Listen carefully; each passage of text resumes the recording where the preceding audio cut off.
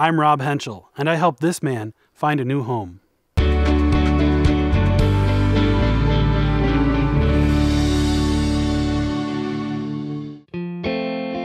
My grandfather, Roy Henschel, started Roy's General Store in Traverse City, Michigan.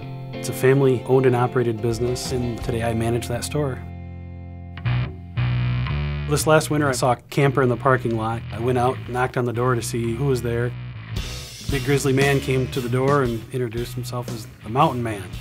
So I said, "Hey, Mountain Man, it's really cold out here, so why don't we go over to the restaurant there and I'll buy you lunch and let's get to know each other."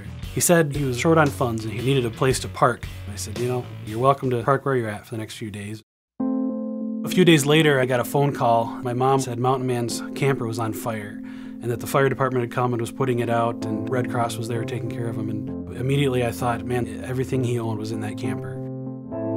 The next morning, I pulled into the store and saw Mountain Man. He looked like someone that'd been through the worst experience of their life. When you're standing there watching everything you ever worked for or owned go up in smoke, it's kind of a hard one to swallow. It'd be like your house burning to the ground with everything in it, I told my wife, and almost immediately we said, you know what, we have a camper that we don't use that much, so let's just give it to him.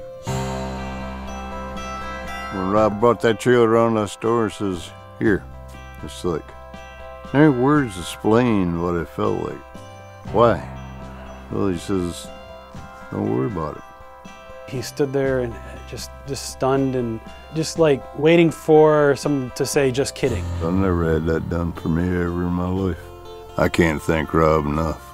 Our plan was that when we gave him the camper, we would post a picture of it on our Facebook and encourage others to come in.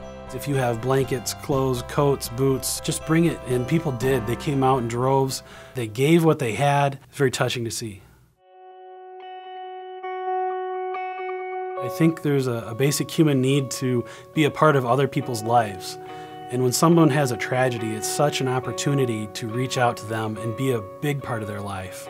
And that's something they're going to remember, and you're going to remember. And you're going to look back on that and say, that's who I am. That's the kind of person I am.